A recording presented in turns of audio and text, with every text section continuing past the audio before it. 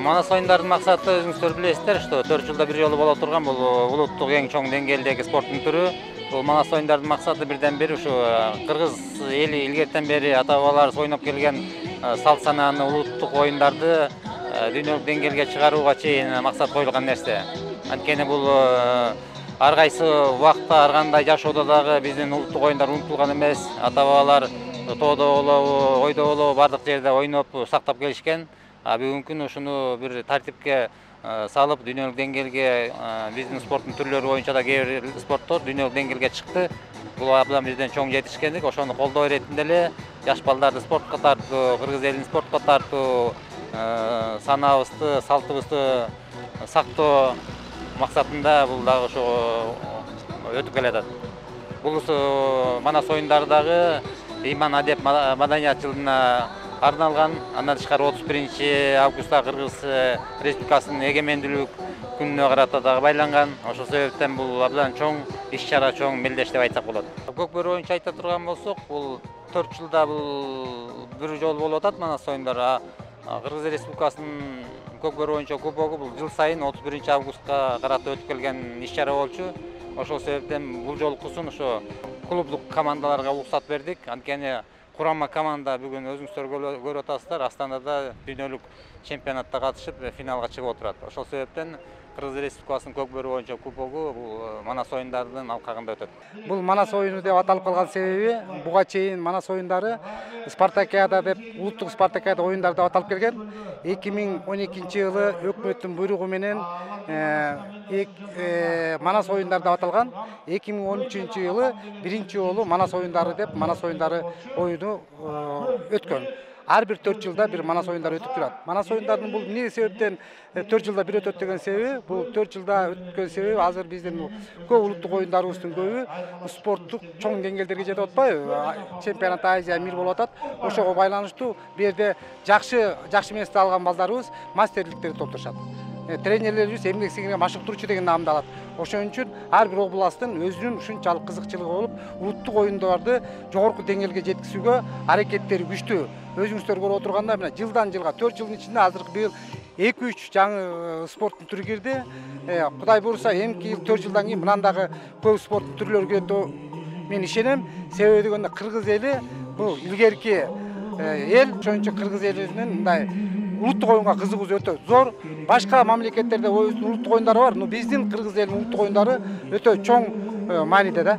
Биринчи мына бүгүн 3 түрү болуп атат. Бүгүн ордо, салбурун, тогуз коргол, анан кийин кыргыз күрөш, анан кийин алыш, анан кийин ат оюндары, көкбөрү оюндары болуп атат. Ат оюндарынан 4 түрү болот да, ат чабыш, кулан жабыш, чорго салыш, общий счетто эсептеп келгенде 11 вид спорт болот. Манас оюндары деп ушул Спартакиаданы Манас оюндарын алмаштырбадыкпы? Ошондуктан ушул жерде Манастын оюндарын даңазолоо. Ошол ар бир кыргыздын улуттук оюну ар бир кыргыз баласынын жүрөгүндө ошол жерден бир уят таап, ошол менен жашап, ошол жеке эле жана футбол, хоккей, башка спорттор эмес, ушул биздин өзүнүн улуттук оюндарды даңазаламайынча, ошолорду кийинки урпактарга өткөрүп берүү максатында ошо манасчылар менен Манастын ошол кайсы оюнду ойногон, ошону бүт бар жана өзүңүздөр көрдүңүздөр, манасчылар айтып берип турду. Ошондуктан ушуну салт биздин өзүнүн кыргыз элинин нукура кыргыздыгын, анын улуттугун даңазалаган ушул Манастын оюндары да. Ал эми бүгүнкү мелдешке болсо 9 команда, 7 областтан, өзүбүздүн 7 областыбыздан, анан 2 шаар.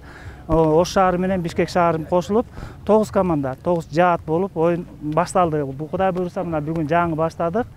Али ким кандай ойнойт, кимдин кандай деңгээли бар экенин билбейбиз. Биринчи оюн анткени, бирок кичине божомолдор бар. Таластын командасы, Бишкектин командасы, Оштун командасы, Көлдүн командасы күчтүү командалар деп айтсак болот. Аларды күчтүү деп билсек болот. Оюндун жүрүшү 2 тайпага бөлдүк.